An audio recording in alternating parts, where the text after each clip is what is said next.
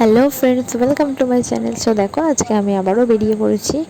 তো বৃষ্টিও হচ্ছিল, আর এখানে দেখো কত সুন্দর গান টানও বাজছিল, যেহেতু চাকলাতে জল ঢালতে যাওয়ার দিন। তো জন্মাষ্টমীর আগের দিনই ছিল। তো এমনিতেও বেরিয়েছিলাম, গোপালের কিছু জামা টামা কিনতে হবে সেজন্য।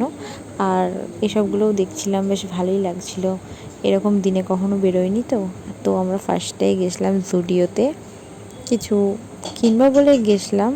বাট সত্যি কথা বলতে কি, একটা জিনিসও ভালো লাগেনি। একদম বিচ্ছি লেগেছে। তো একদমই ভালো লাগেনি, তাই আর কিছু কেনাকাটা করিনি। দেখাটাই সার হলো, আর ওখানে যাওয়াটাই সার হলো, সব থেকে বড় কথা। একদমই ভালো লাগেনি।